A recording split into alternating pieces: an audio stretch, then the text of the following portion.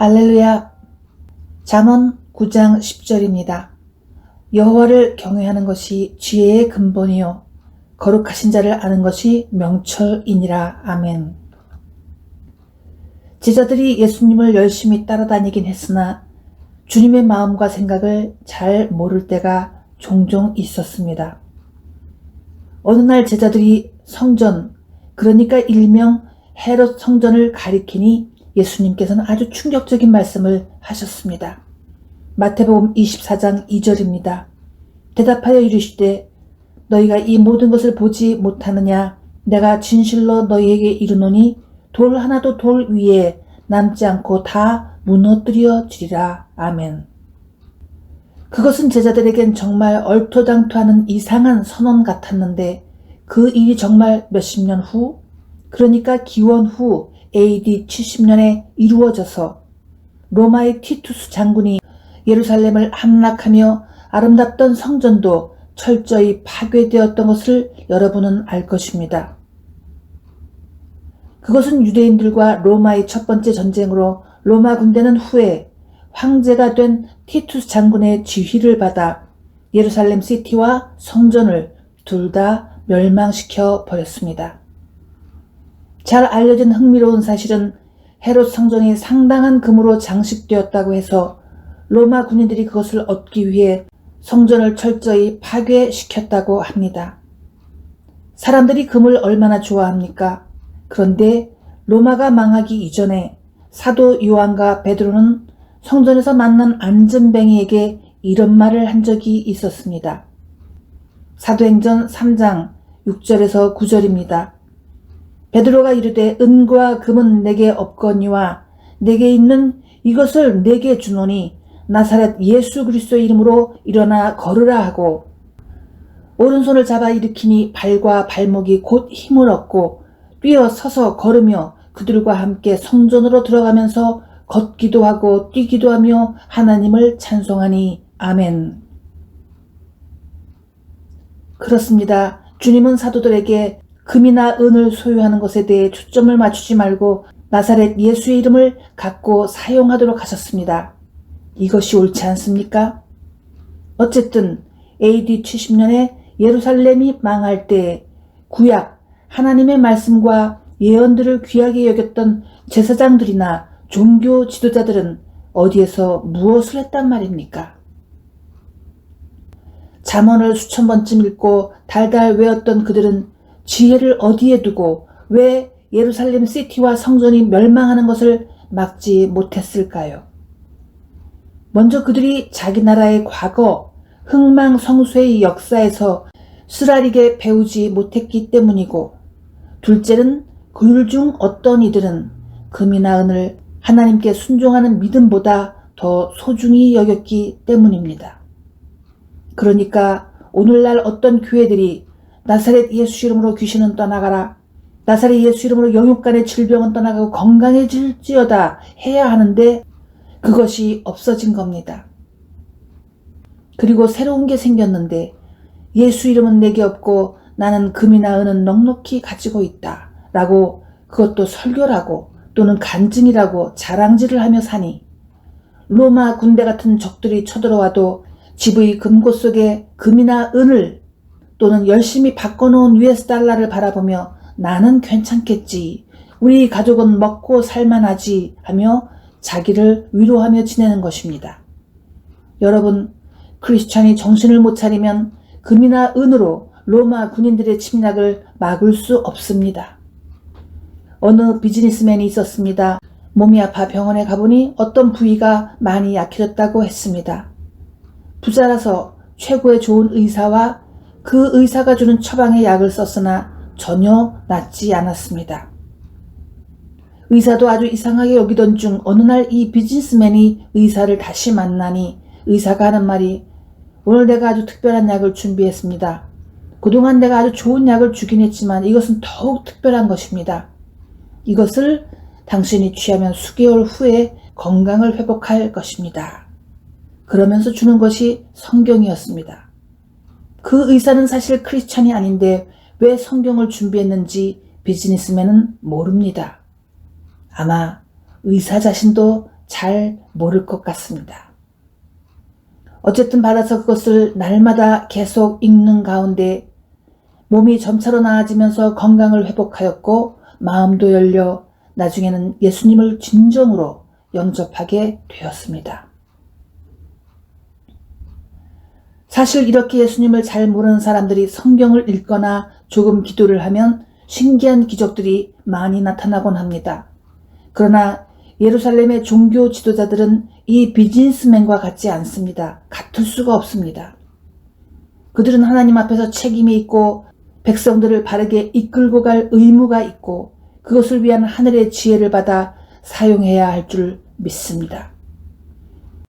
그러나 딱하게도 AD 70년에 예루살렘 함락 당시 유대의 종교 지도자들에겐 백성들을 구해줄 하나님의 지혜와 능력이 없었습니다.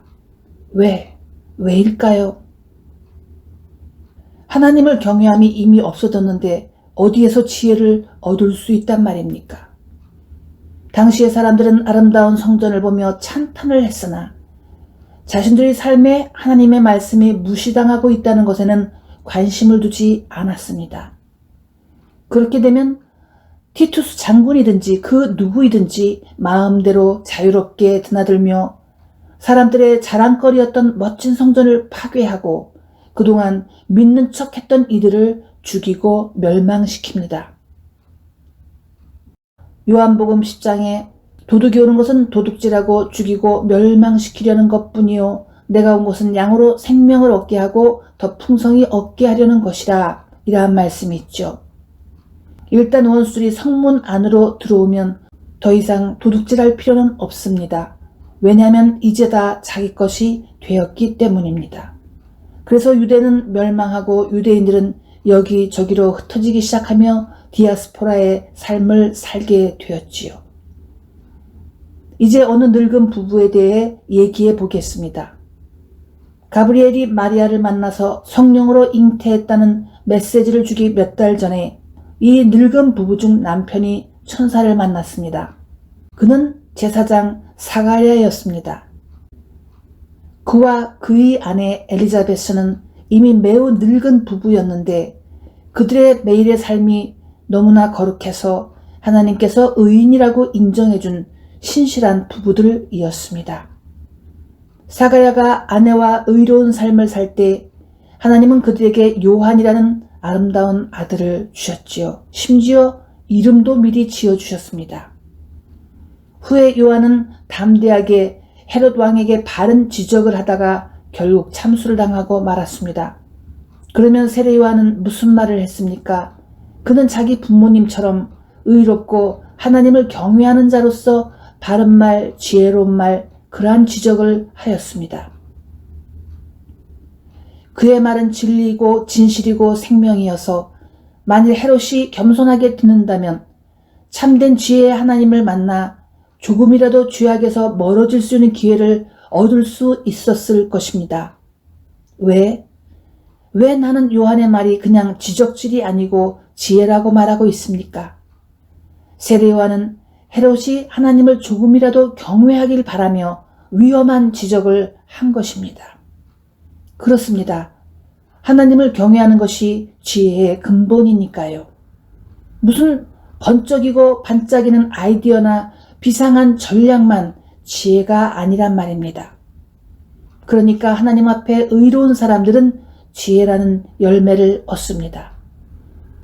비록 사가랴, 엘리자베스 부부가 아주 늙은 나이에 아들 하나를 얻었으나 하나님의 진리와 지혜를 전하는 아들이었으니 그것은 정말 그들에게 큰 은혜였습니다. 만일 그들의 아들이 부모 같지 않고 다른 이기적인 종교 지도자 같았다면 그들의 삶에 무슨 열매가 있다고 하겠습니까?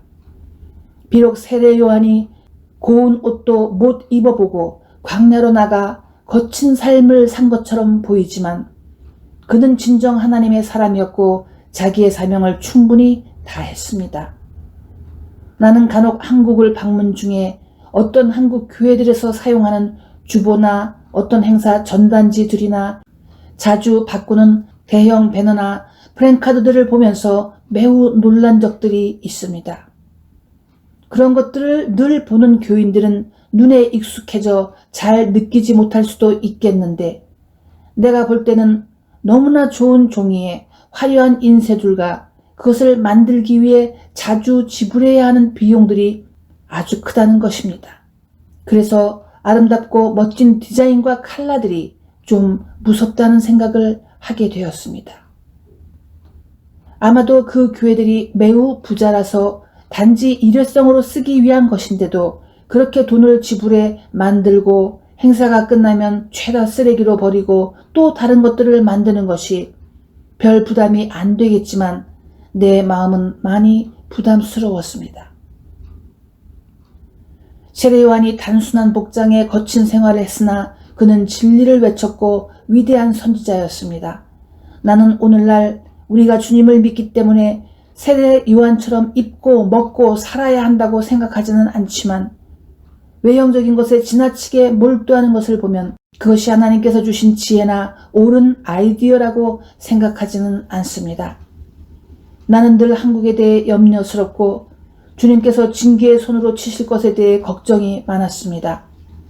어느 날 내가 한국 방문 중에 그러한 심정을 말하자 그 말을 듣던 한 사람이 만면에 미소를 띄우며 선교사님은 한국에 주님의 징계가 올 거라고 생각하느냐고 물었습니다. 나는 그 웃음 바로 뒤에 내 말에 대한 부정과 비웃음이 가득한 것을 볼 수 있었는데 그냥 못 본 채 했습니다. 더 뭐라고 설득하고 이해시키려고 할 마음이 없었습니다. 우리는 하늘의 지혜와 명철을 더 구해야 합니다. 오늘 집에 쌀이 있고 먹을 것이 좀 있다고 해서 그것이 우리에게 생명의 양식이 될 수는 없습니다. 주님의 지혜로부터 오는 경고와 나팔소리 같은 음성을 들을 줄 알아야 합니다. 또한 하나님을 경외하고 거룩한 자를 아는 것이 지혜의 근본이라고 했는데 그것은 주님의 소원과 바램을 제대로 이해해야 한다는 뜻입니다. 사도 바울을 보십시다. 그의 열정은 누구도 막을 수 없었습니다. 그 까닭은 바울이 하나님의 마음, 하나님의 열심을 잘 알았기 때문이지요. 지혜와 명철이 있다는 것은 남보다 무엇인가를 더 잘 안다는 게 아니고 결국은 주님의 생각, 주님의 마음, 주님의 계획, 주님의 열심을 잘 이해하고 실천해야 한다는 뜻입니다. 한 번은 바울이 예루살렘으로 돌아가려 할 때 제자들이 그것을 말렸습니다. 아주 위험한 것을 알았기 때문이지요. 심지어는 이런 일도 있었습니다. 사도행전 21장입니다.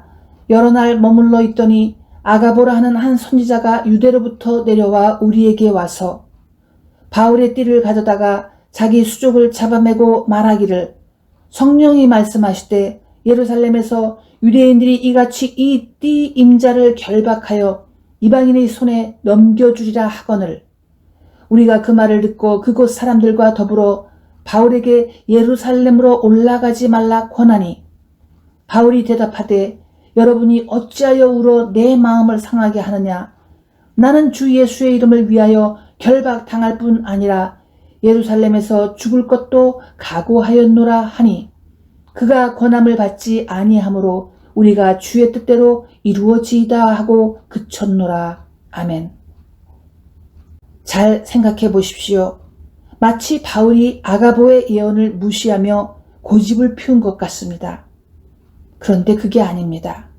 그러한 위험이 있다는 것을 알면서도 그것을 성령께서 주시는 말씀으로 받았다는 것입니다.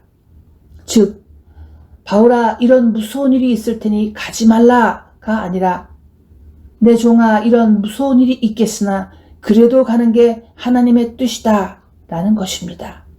아시겠습니까? 바울은 무슨 일이 발생하든 개의치 않고 하나님의 열심으로 주님을 섬겼습니다. 그것이 바로 하나님을 경외하는 바울이 가진 하나님으로부터의 지혜와 명철인 줄 믿으시기를 바랍니다. 빌라도와 법정에서 예수님을 놓아주려고 매우 애를 썼습니다. 그러나 대제사장들은 그것을 막고자 이렇게 말을 했습니다. 그들이 소리 지르되 없이 하소서 없이 하소서 그를 십자가에 못 박게 하소서. 빌라도가 이르되 내가 너희 왕을 십자가에 못 박으랴? 대제사장들이 대답하되 가이사 외에는 우리에게 왕이 없나이다 하니. 요한복음 19장 15절입니다. 특히 후반절을 보십시다. 가이사 외에는 우리에게 왕이 없습니다. 이것은 오늘날도 같습니다. 오늘날도 들을 수 있는 말입니다. 유명하고 소위 영향력 있는 어떤 목사 장로들이 국가의 권세 있는 자들에게 최고의 찬양을 올리며 마치 그들이 자신들의 하나님인 것처럼 말을 합니다. 예수님이 어떤 고통을 받으시던지 애통해 하시던지 별 감정이 없이 권력의 최고의 칭찬을 올리며 자신들의 기득권을 보존하려고 아등바등합니다. 그러니 주님께서는 그들이 자기들이 그렇게 사랑하는 예루살렘에서 꺼져라 하시면서 티투스를 부르셔서 꺼지게 하셨습니다. 주님의 하시는 일들은 사실 참 공평하십니다. 기도하겠습니다. 하나님 아버지, 어떤 이들은 잠언을 매일 습관처럼 읽으면 지혜를 얻는다고 오해합니다. 그래서 자녀들에게 잠언을 읽어라, 잠언을 읽어라. 그러면 다른 아이들보다 더 큰 지혜를 얻을 것이다 라고 말을 합니다. 그게 정말일까요? 만일 잠언을 100번을 읽고 1000번을 읽었는데 그 교훈들을 실생활에 적용하지 않는다면 무슨 일이 생길까요? 지혜는커녕 어쩌면 더 미련하고 바보 같은 사람이 될 수 있다는 것도 알려줘야 합니다. 그것은 멋진 농장을 가지고도 거기에서 나는 좋은 농산물들을 아무것도 취하지 않는 그저 농장을 가지고 바라보기만 하는 정신 나간 사람과 같은 것입니다.